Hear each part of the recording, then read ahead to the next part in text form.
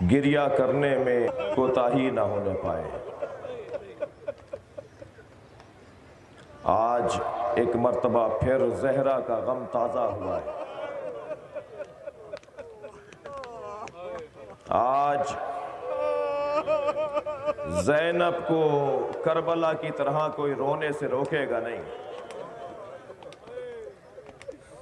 لہذا اپنی آوازوں کو آزاد رکھیے گا۔ ہمیں یہ چہرہ جسے دکھانا ہے وہ دیکھ رہا ہے۔ مولا، پاکستان کا آپ کا محب آپ کی یاد میں اس عالمی وبا کے اقرار اور اعتراف کے ساتھ بیٹھا ہے۔ ہم پر احسان کریں، ہماری آبرو رکھیں۔ مولا، اس ملک کو اس وبا سے محفوظ کر دیں۔ عزادارو، 21واں روزہ ہے۔ ساسا ابن سوہان رضی اللہ تعالی عنہ کہتے ہیں، جب میں امیر المومنین کی عیادت کے لیے حجرے میں گیا، وہ پیشانی پر بندھا ہوا زرد رومال اور علی کے بدن کے کھال کے رنگ میں فرق نہیں تھا۔ میرے مولا کا بدن مبارک، اجرکم اللہ، اجرکم اللہ، آپ کی آوازیں بلند ہیں۔ عزادارو، پرسک اور اپنے وقت پہ جلوس کو جس انداز سے لے جانے کا دوستوں نے اعلان کیا، اسی انداز سے جلوس آگے بڑھے گا۔ بزرگوں سے اور بیمار دوستوں سے گزارش ہے کہ احتیاط فرمائیں گے۔ آج مولا سے شفا مانگنے کا دن ہے۔ ہاں، حق تھا، ایسے ہی روئیں آپ۔ ہم اس سے شفا مانگ رہے ہیں جس کا سر آدھا کھلا ہوا ہے۔ ہم اس سے شفا مانگ رہے ہیں جس کے سر پر وہ تلوار ماری ہے جو 1000 درہم میں خریدی تھی اور 1000 درہم کے زہر میں اسے جلا جلا کے بجھایا تھا۔ جب میرے مولا کے فرق اقدس پہ ضربت لگی نا، اور امام حسن نے بڑھ کر بابا کو سہارا دیا اور محراب مسجد کی دیوار سے ٹیک دلا کر بٹھایا، تو مولا تو سر پر پٹی باندھ رہے تھے اور مولا علی فرما رہے تھے، بتاؤ میری داڑھی میرے خون سے رنگین ہو گئی؟ فرمایا، بابا آپ کے سر کے خون سے آپ کی داڑھی رنگین ہو گئی۔ فرمایا، تمہارے نانا نے مجھے یہ بشارت دی تھی کہ ماہ رمضان میں حالت سجدہ میں تمہارے سر پہ ضربت لگے گی اور تمہارے اپنے سر کے خون سے تمہاری مسجد کی محراب کے ساتھ عبادت میں مصروف ہیں۔ امام حسن نے نماز مکمل کروائی، لے کر چلنا چاہتے ہیں گھر کی طرف مولا علی کو۔ سنیں گے عزادارو، جس علی نے خیبر فتح کیا، جس علی نے خندق فتح کیا، اس سے 2 قدم چلا نہ گیا۔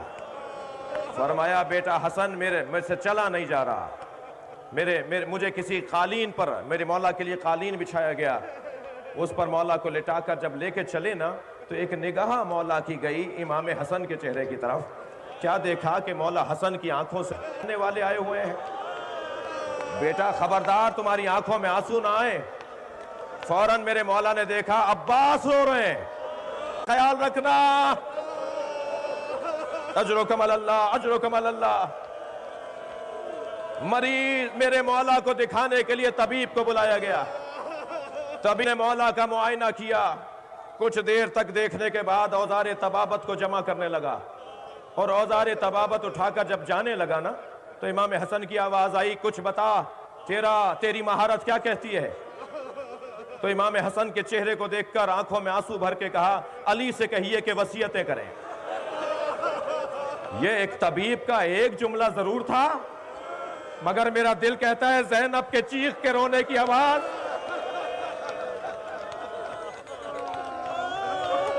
اجرکم اللہ، اجرکم اللہ۔ طبیب نے دیکھ کر کہا، بدن مبارک میں جو زہر کا اثر ہے وہ کم ہو سکتا ہے اگر علی کو دودھ پلایا جائے۔ عزادارو ابھی یہ خبر کوفے میں پھیلی نہیں تھی کہ دروازے پہ دستک ہوئی، جا کر دیکھا تو کوفے کے یتیم بچے اپنے اپنے حصے کا دودھ لائے کھڑے، ہمارے مولا کو ہمارے حصے کا دودھ پلا دیا جائے۔ مولا نے وصیتیں فرمائیں، ساری اپنی کائنات مولا حسن کے حوالے کی۔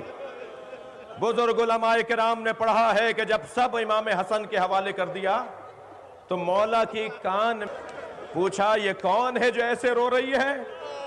کہا یہ بی بی ام البنین عباس کی ماں۔ اے ام البنین تمہارے گریے کا سبب؟ کہا مولا میرا عباس کس کے حوالے؟ آواز دی عباس میرے قریب آؤ۔ مولا عباس کا ہاتھ مولا حسین کے ہاتھ میں دیا اور کہا عباس دیکھو حسین نبی کی جگہ ہے، تم میری جگہ ہو۔ کربلا کے میدان میں کہیں تمہارے ہوتے ہوئے حسین کو کوئی تکلیف نہ پہنچے۔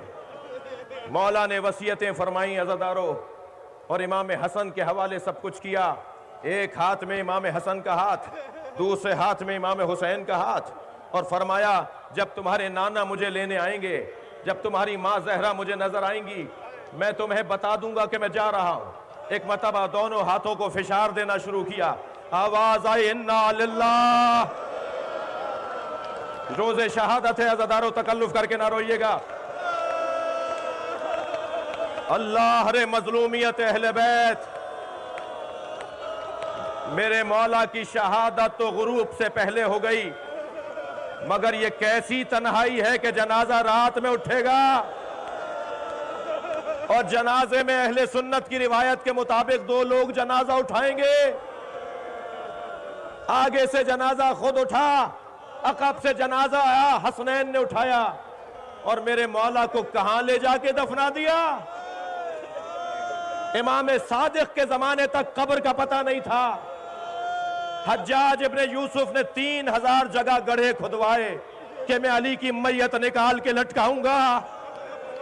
کوئی پوچھے زینب کے دل سے جو اپنے بابا کی قبر پہ بھی نہ جا سکے۔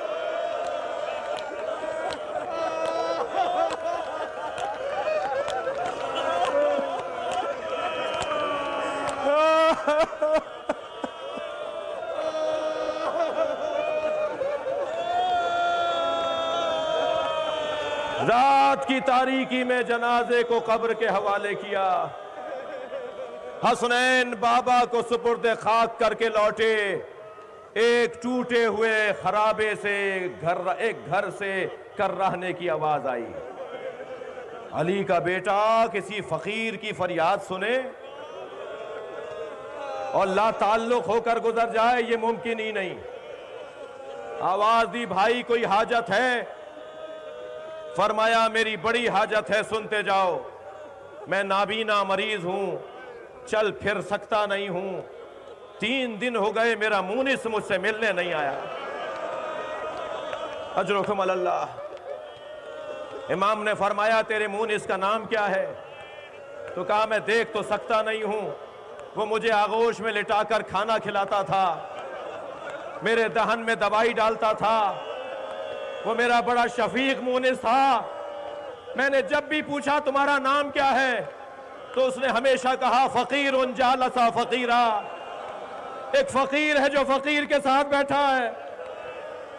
میں نے اس کا پوچھا خاندان کیا ہے تو اس نے کہا مسکین جالس مسکینا، ایک مسکین ہے جو مسکین کے ساتھ بیٹھا ہے۔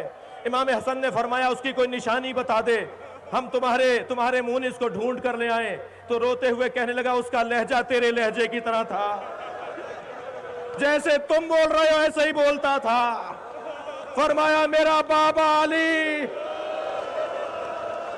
اے فقیرو تم یتیم ہو گئے، اے یتیمو تم یتیم ہو گئے۔ علی کا جنازہ کوفہ کی وادیوں سے گزار کر دفنا دیا گیا۔ ماتم حسین۔